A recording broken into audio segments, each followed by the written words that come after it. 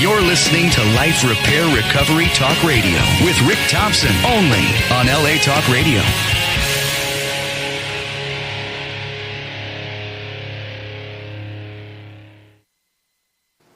Hello, welcome to Life Repair Recovery Talk Radio. I am your host, Rick Thompson. This show is about sobriety and recovery. Each week, we discuss a different topic relating to addiction with the aim that you can gain some insight, guidance, and hope from our discussions. We focus the show in 3 different segments.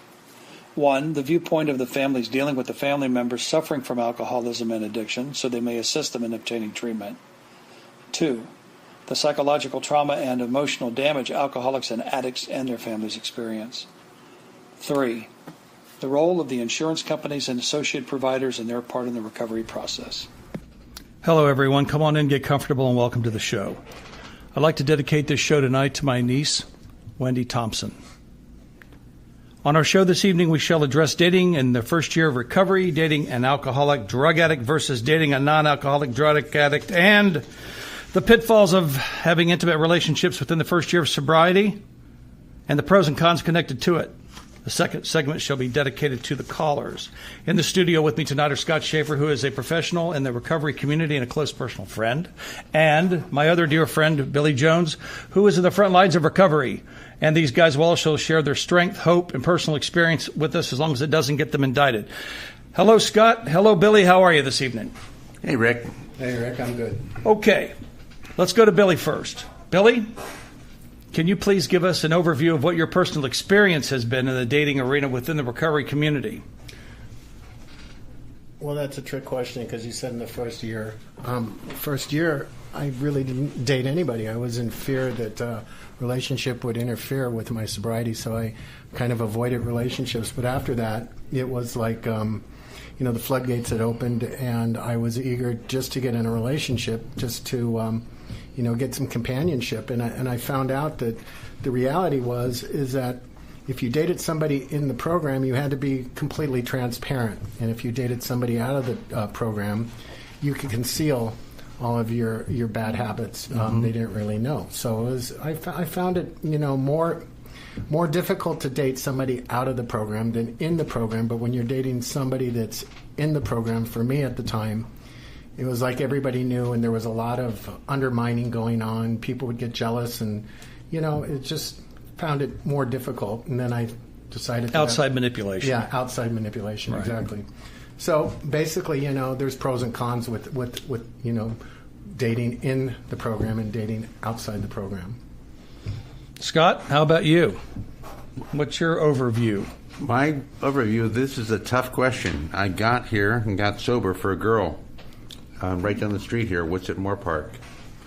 And the guy gave me $20 and told me to go back and drink. Wow. Nice. He said, "Why are you here?" I said, Stacy. He says, "You might as well go drink." And he says, "Because if she comes back, you're going to drink. Because you're going to be happy. And if she doesn't come back, you're going to drink because you're unhappy. Yep. And if you're not here for yourself, we got plenty of chairs. Come on back when you're ready." And I took that advice, not right away, and I didn't date for a long time. Getting sober was difficult, and the only thing I could do was not drink. So, the relationship probably is what brought me to my knees to get sober. Dating wasn't the most important. And 11 years later, I still don't do a lot of it. That I've done in AA has usually been a disaster. And you would think on the face of it, you have this extraordinary component that you have common ground, and it just hasn't worked. My sponsor calls it 2 trash trucks colliding in the night. Yeah. A lot of times it's like that. When I came in, I quit smoking, I quit doing everything, and I didn't have anything else but sex and food, and I wasn't into eating. And I was living in Dallas. That's where I got sober, and the women there were incredible. I mean, unbelievably beautiful, and they were accessible. They didn't have the narcissism issues that the girls here do. This is my own personal experience. And so I got myself in a lot of trouble by doing that because this was a very small room. It had like about 100 people in it. And so it was very incestuous. And the old timers, were looking at me saying, what are you doing? And I said, I'm just living. And because I had no comprehension of what I was doing and the cause and effect on the girl. I'm new, she's new, we're both insane, which is why we're there. Nobody else will hang out with us, which is why we're there. We're trying to change our lives. And by doing what we're doing to each other, we're basically taking each other out, and we don't know it. I had to have another filter to keep from going forward, and so because I was sick. And it took me a long time to work through that. I've never really seen it. I've seen it work out. I've seen people get married. There's one couple that met in Dallas, and they've been sober 23 years and have 4 beautiful kids, and they're all going to. It's normal. I mean, when I met these two people, they were crazy. I mean, they were as nuts as I was, and so there's always an exception to the rule, but it surely isn't a lot. Well, let me put this out on the table. How do you guys feel that the newcomer is affected by an intimate relationship gone bad?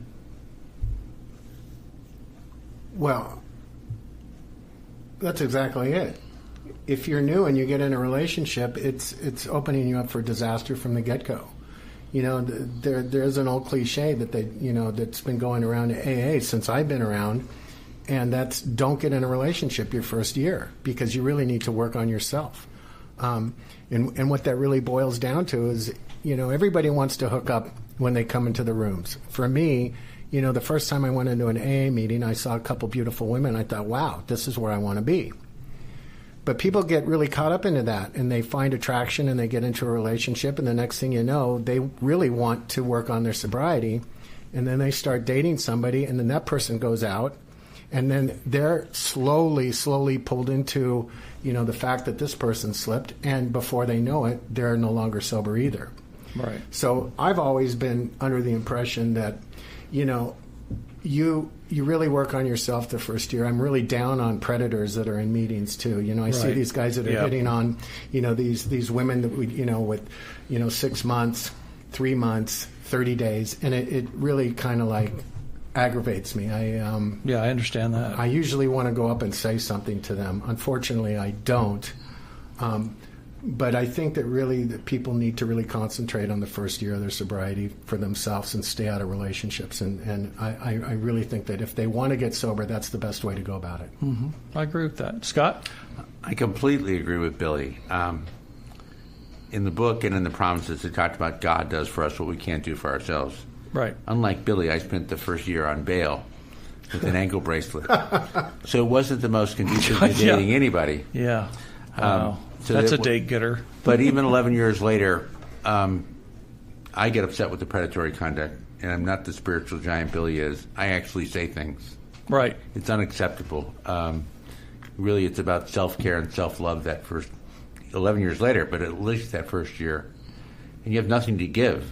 So to get in a relationship is so damaging both to yourself and to the other person. The first relationship I got in was probably 3 or 4 years sober, and that was a disaster. I didn't drink, but I went to Vegas and lost a lot of money. I might as well have been drinking and beat myself up. Yeah. I had a discussion with my first sponsor, John Vernon, and John was very blunt, and he would look at me and he would say, Rick, if you don't stop fucking these girls, you're going to get drunk, and you're going to kill them. And I would get angry. And then one night, I was sitting on the balcony, and I'd started smoking cigarettes again. And it hit me like that. And I thought, my God, what am I doing? It's just like I had that psychic twist of a couple of degrees where I had some clarity. And I thought, we're getting here because we're dying. And we're alcoholics, and we're drug addicts, and we've got severe damage to all of us. And here I am creating more damage for myself and for the other person. And I stopped it. And I quit it. And whenever I see that predatory behavior, there's a guy that I've seen, I won't use his whole name, but I believe he's been equated with a radio. And Yeah. And I've seen this guy work on these newcomers, and I mean, I walked up to him one night, and I almost decked him. I mean, it was just, this poor girl had 15 minutes. She was gorgeous, and she was nuts, and she was scared, and she was, she was dying, and she didn't know what to do. And then, you see that going on, and I've kind of taken over that position too, Scott, where you've become a big brother. You've got to watch out for these girls because they're defenseless. They really are, because they're just, it's like all of us when we walk. I know how I was when I walked in. I was an emotional spark plug. It was a complete nightmare. So, in your collective opinions, what do you think is the first move for the person who has that infatuation moment with another member of the recovery community, a girl or a boy? The first move? Yeah, what is their first move when they become infatuated with another person? What's the smart play on that from our experience? Are you talking about boy meets girl okay. on the campus? Yeah. All right. Yeah. Well, my first experience in the rooms was I had been attracted to somebody, and we kind of knew that there was an attraction there, and it was like at the meetings you'd say hello and you'd go up and you'd be flirtatious and. You didn't make anything of it. And with me, it's always been, I'm in no big hurry when I'm meeting somebody. So a couple months went by, and I finally asked this person to go out. And she had been sponsoring people, and we decided to go out. And she took me to her, this restaurant that she goes to. And the maitre d' asked her if she would like to see the wine list. And she said, no, not this week. Or no, I'm not interested. Mm-hmm. And it kind of like set the light bulb off with me. And I'm thinking, why is he asking her if she wants to see the wine list? And I'm getting to the point here. So it bothered me, and I asked her if she was drinking. And she said no, she didn't drink. And I took that for face value because I was infatuated with her and I wanted to date her. So I let that go. And I did start dating this person to find out that she was drinking. She was drinking wine, and she was sponsoring people, and she was going to meetings. And I finally told this person that I cannot be in a relationship with them anymore. Not because really they're drinking, but because I can't trust them. So that's probably one of my first experiences dating within the rooms. Mm-hmm. Scott? I don't do a lot of dating. My relationship, and it talks about in the big book, is chapter 9. It's the family afterwards. Right. I've got this extraordinary community of people. I haven't found it, and maybe because I'm older than you two, that important to be dating and to be in an intimate relationship. Most people get here because they're desperate in the circumstances. So this isn't Match.com. This is really about saving your life. .com. Yeah. Match.com. So I've dated 3 times in 11 years, and they haven't worked out well. I think I shared with Billy that the other AA cliche is the odds are good and the goods are odd. Right. And that's been the case for me. Or I got here because my picker wasn't very good, and mine sucks. Not much better 11 years later. Yeah, I pick disasters every time. I mean, it's just amazing. What do you think the elders think? What's their viewpoint? I mean, when you speak with them privately about how they observe, the dating in general and within the community. I mean, when you've had conversations with people that have like decades of time, right? And if you've had discussions with them pertaining to, people in their relationships within the community, what kind of information have you picked up from them? Well, I think I was talking about this earlier. I don't really listen to what they say. I watch their feet. I watch their actions. I've seen a lot of people with double digits that are in relationships that act no different than people with 20 days, 10 days. Right. I've seen people with a year in better relationships with people that have had 20 years. And I've also seen people that have met on AA campus and have been together and are loving couples. Me, it's like I'll get in a relationship and I'll date somebody, and it seems like I'll hit like a year and a half, and the true colors come out. You find out more and more about each other. That's why it's called dating.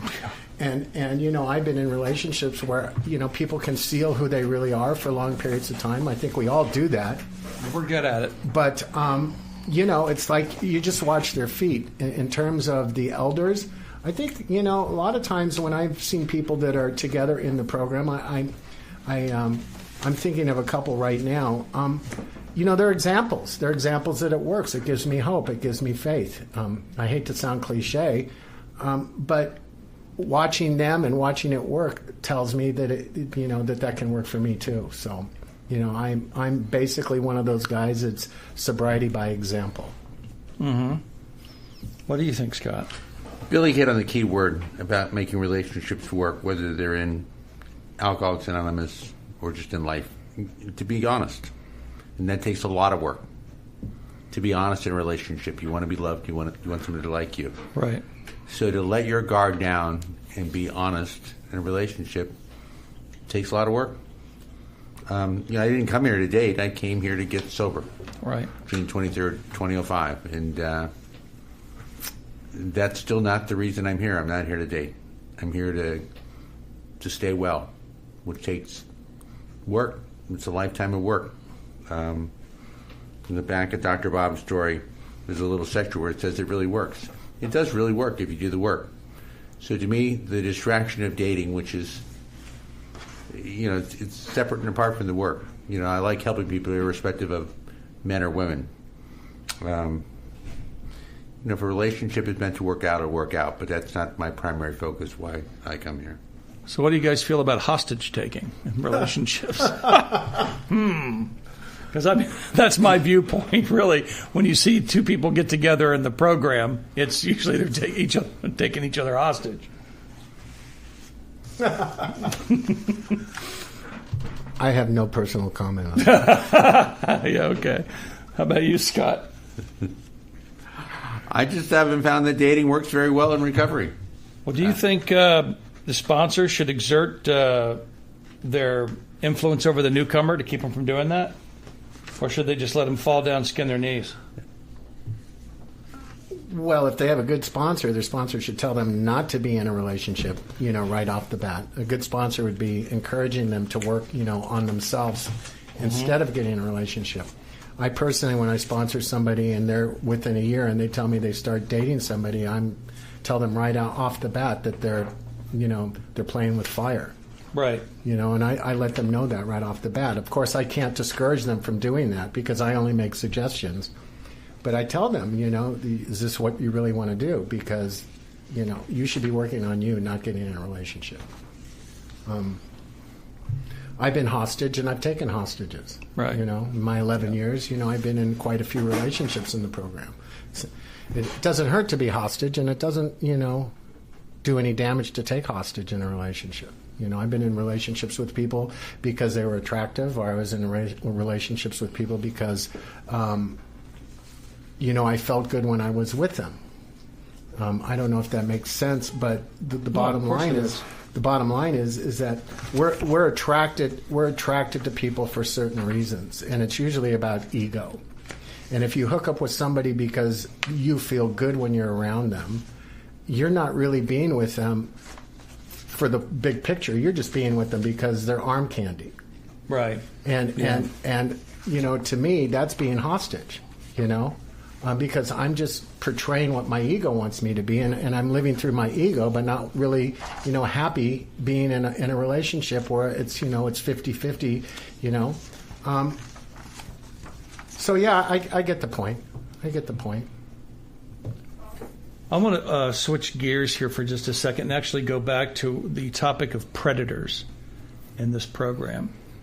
And I had a friend of mine, and actually yours too, Scott, Alan Schimmel, on a couple of weeks ago, and the whole topic was about his representation of the 5 victims of the alleged assaults from Chris Batham, who is the founder and board chairman of a chain of more than 20 sober living houses and outpatient clinics in California and Colorado.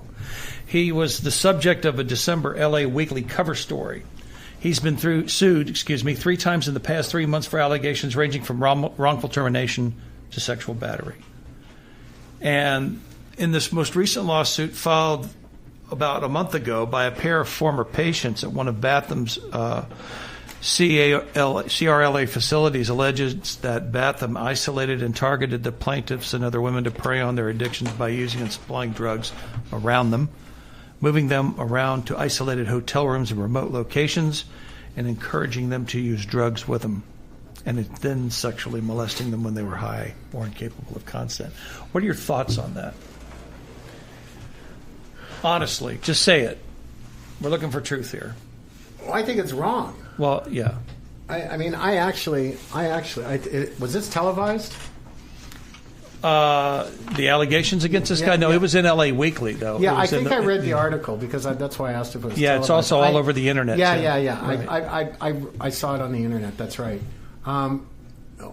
My opinion, guy should be shot. Yeah. That's my opinion. Okay. He should be shot.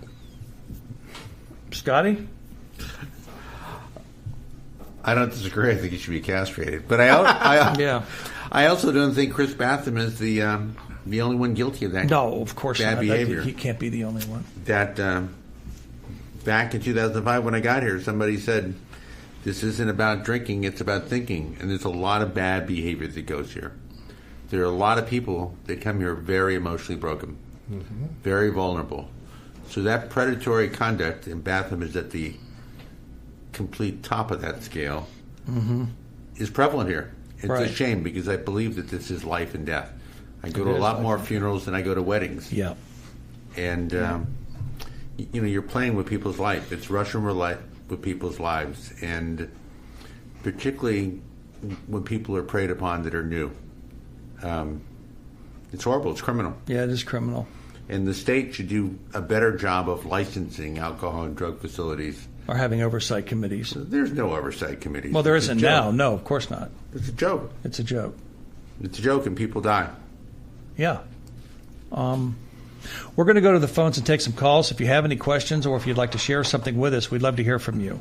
Our call number is 323-203-0815. Again, that's 323-203-0815. Now back to the show. When I read this, it blew my mind, and then through a chain of events, I found out that Alan was representing 5 of these girls. And when we got into this thing the other week, this is just stuck in my head, and I've been talking about it a lot on the show because, I mean, this is ridiculous. I mean, the only other scenario that I could say is as bad as this that you and I witnessed was a guy who is now dead. His name's Keith, and he was.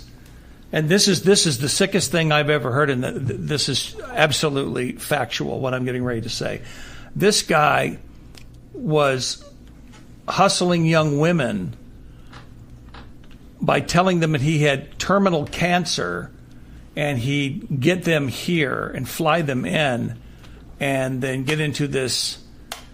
What's the clinical term for this? I mean, he would sexually molest these girls, and they would be giving him enemas, and it was the most bizarre thing I ever saw in my life. And I met this girl. She had been flown in from Tennessee, and we looked at him, and this guy's an idiot. And this girl was gorgeous. She was a really pretty young girl. And I walked up to her and I said, "Are you with this guy?" And she said, "No." And I said, and the red flags were everywhere. And so I was attracted to her, to be honest. And I talked to her, and she told me the background story of this guy. And I got her out of there and had her sleeping over in the spare room at my house. And this guy was a predator. And so he found out where I lived and came over. And we got her to the airport, and she flew back. And then all hell broke loose. And I thought, that was the sickest thing I've ever seen. And I've seen some pretty bizarre things go on in this program between the predators going after women and the manipulations and everything like that. I just, it's hard enough to walk in the room and stay sober. Wouldn't you guys agree? Just trying to, walk in and you're sitting there completely vulnerable, and your emotions are like being hooked up to a tractor battery, and your head's spinning 1,000 miles an hour. And who needs all that ancillary bullshit? Yeah. Who needs to be hurt like that?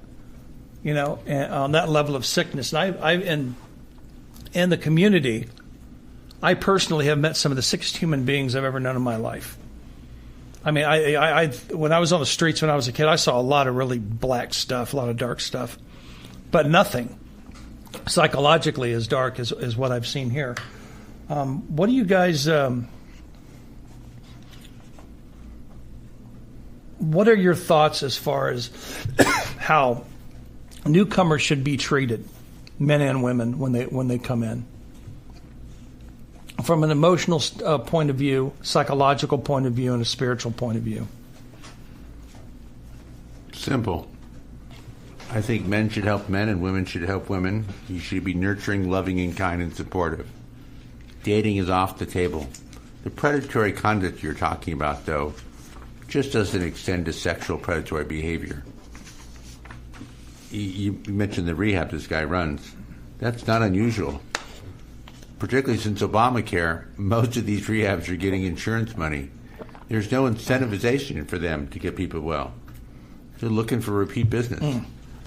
Okay. Some of them have the morality of car dealerships. I think that's predatory conduct. They're trying to get people well. I got well in Alcoholics Anonymous. That's where I got well. From people like you or Billy helping me not drink an hour at a time. Right. It was a big deal. So predatory conduct isn't just, there are people here that hustle people for money and people here to get laid and all sorts of motives. I guess that's typical of the real world. But the predatory conduct of rehabs, not all, but a good chunk of them that seem to pop up every other corner like a 7-Eleven, really needs to be monitored by the state.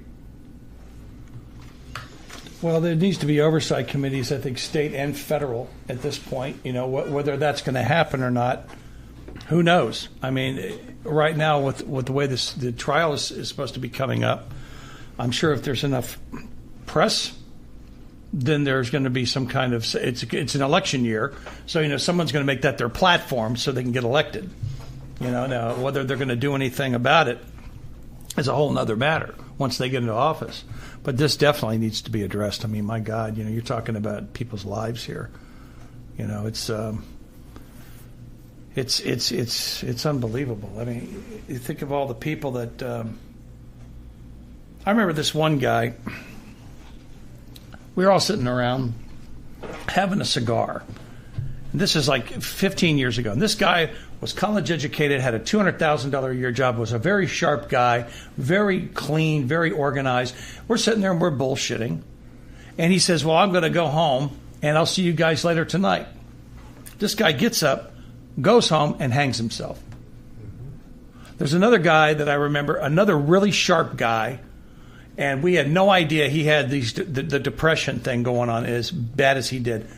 Came from a very wealthy family, very together guy, really kind. He had 18 years of consistent sobriety.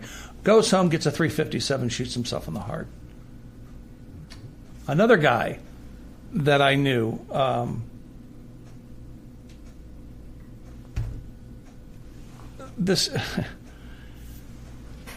he would sit there and he would talk about where he was at and what he had experienced when he had gotten sober. And, we would all be completely blown away by this guy. And then he tells people he is getting sick with cancer. And so I've never seen manipulation like this in my life.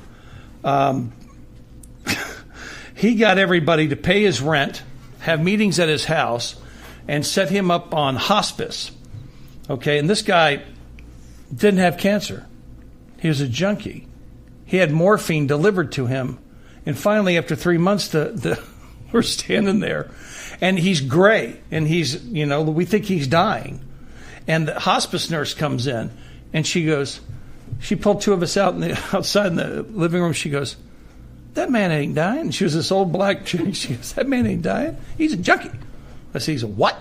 He's a junkie. You're being hustled. Look at all you fools standing around crying about this man. We were all standing around this guy's bed weeping, thinking that this person that, had been so spiritual and, so you never know what's coming. I mean, it's just unbelievable. I mean, I've never seen anything. It's one thing, the entertainment level in the community is never boring.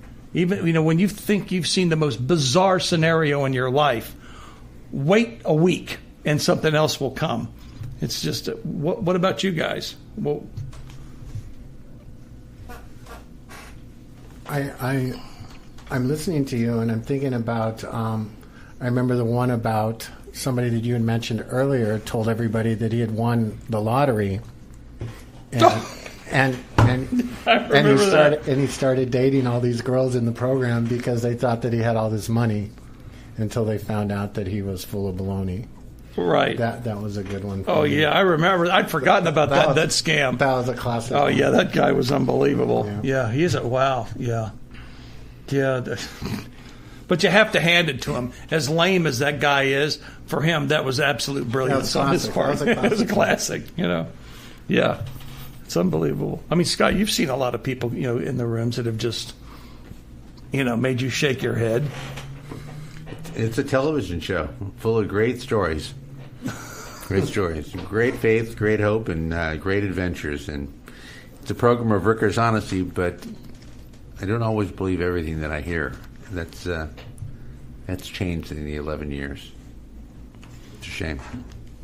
Well, it's when you've got a room full of crazy people, you're going to have crazy scenarios coming about. I think we've got somebody calling in.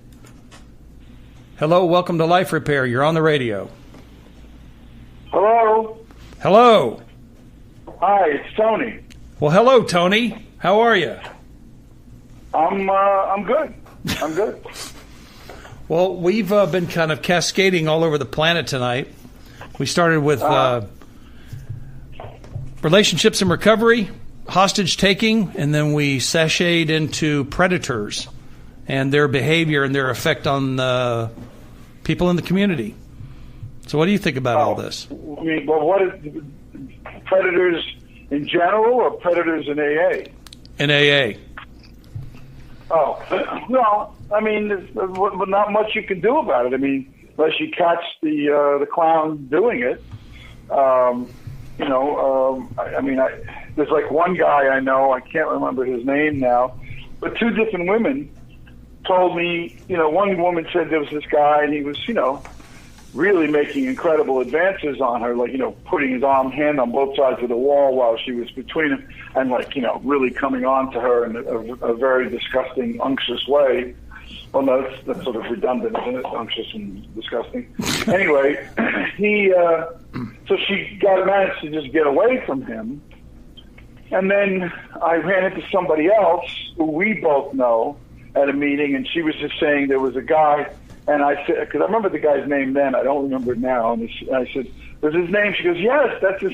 I said, "Holy shit," So I just said to them, I said, "Look, if he comes on to you again like that, just tell him that I'm a good friend of yours, and that Tony wouldn't appreciate it if he did something like that." And just do it that way. I mean, you don't have to threaten him, like, right. I'm going to punch him in the nose or anything. Just say Tony wouldn't appreciate it if you did that again. And apparently he's left them alone. So.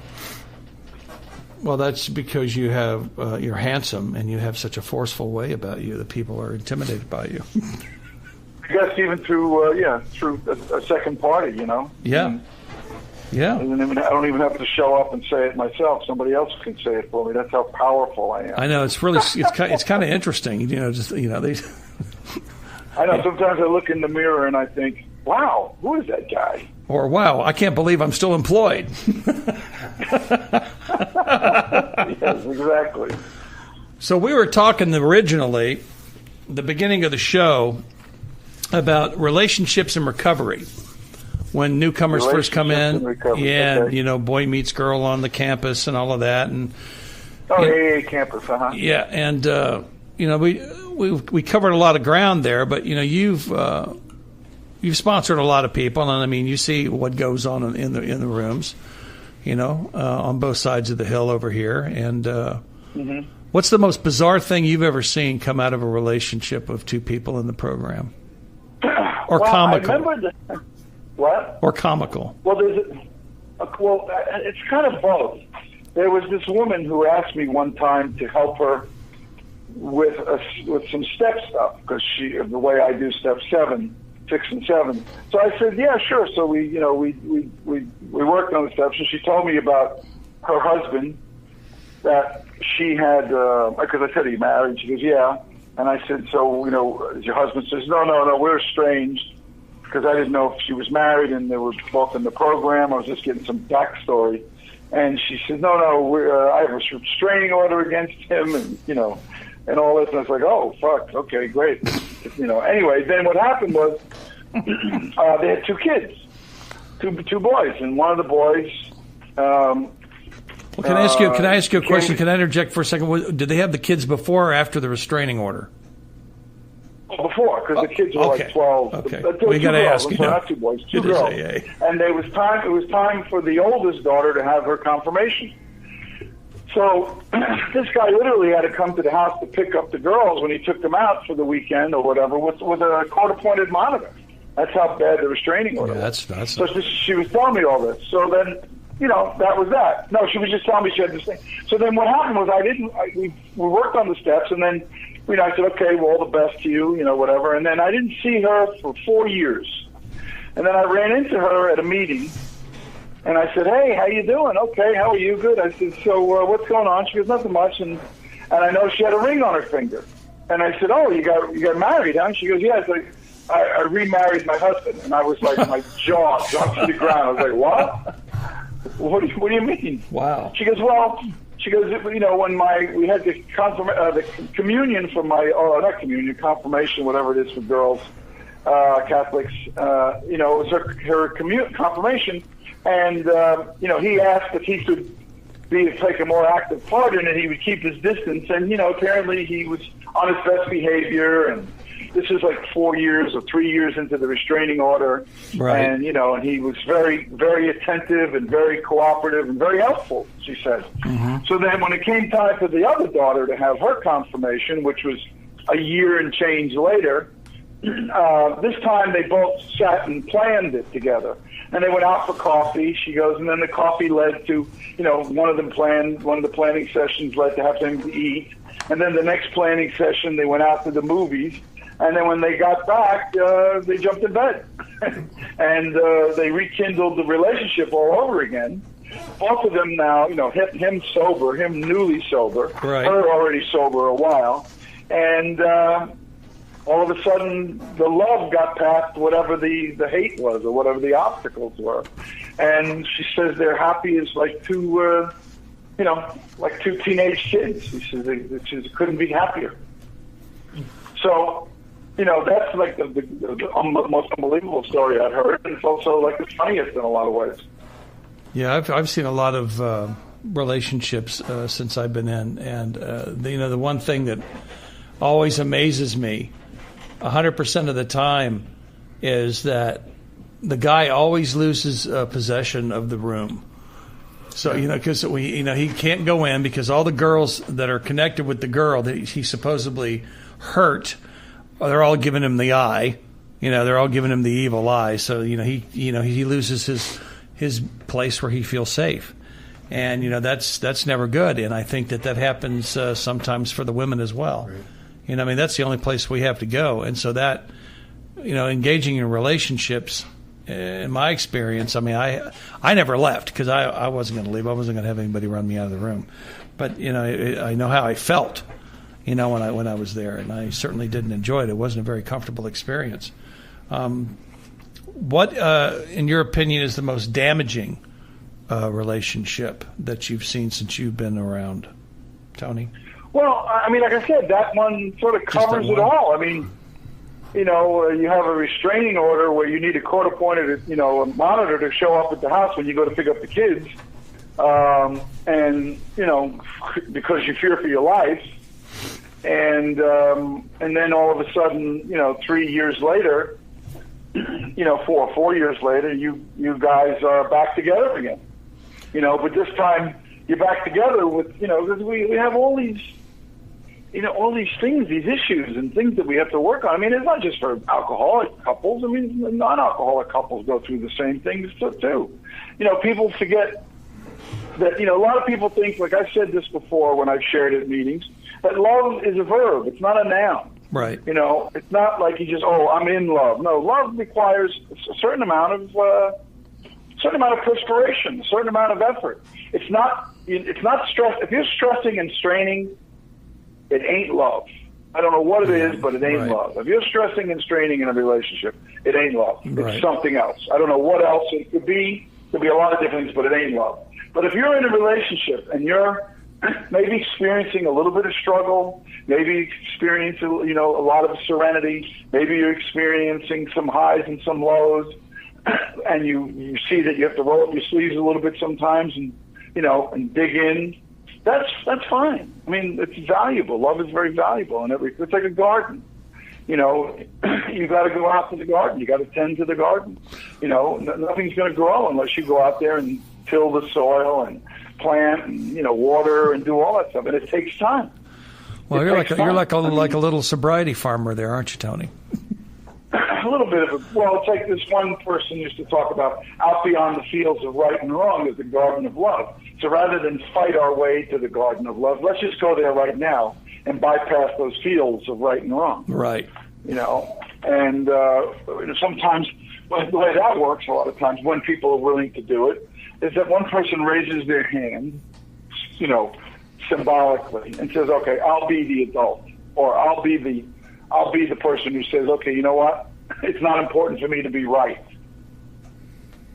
Once we accept the fact that it's not important for us to be right, that it's more important for us to be happy, and if we want to be happy, then it's possible we'll transmit that happiness or the desire to be happy to our mates. It doesn't always work.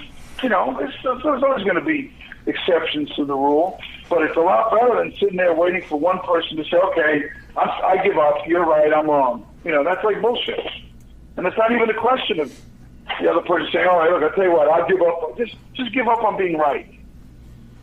You don't have to admit you're wrong. Just give up on being right. Yeah, that's true. If you're trying to be right all the time, a lot of things are going to get missed, and there's going to be a lot of resentments. Try that same behavior. Try that same behavior with a cop. See where it gets you. Yeah, in jail. Probably. When they pull you over for speeding or whatever. You're right. Or whatever, and you don't know what they're pulling you over for, and you get into the attitudes of right and wrong with a cop. It's not going to go very well. Probably not. Probably not. So why not do it for a person you claim you love? Well, you would think so. Now you seem to be doing okay. I mean, you haven't gotten married, or anything, and I think that's I've watched you for years, and you have a very healthy approach to dealing with relationships. I think myself. Well, I mean, I'm not. What am I going to say? I'm not like perfect at it. I have my ups and downs. I have my problems with it. And, I tell people this. I'm really good at working on the me. I've learned how to really work on the me. As far as working on the we is concerned, I still have a lot of schooling to do on that. But I'm willing to learn. And because I don't know. I told somebody one time, I said, you know how many books there are written on the subject of relationships? And the person says, I don't know. I just take a guess. And I said, would you at least agree there's over 10,000 books written about relationships? And the person says, yeah, I'm sure there's at least that many. I said, you know why there's so many books?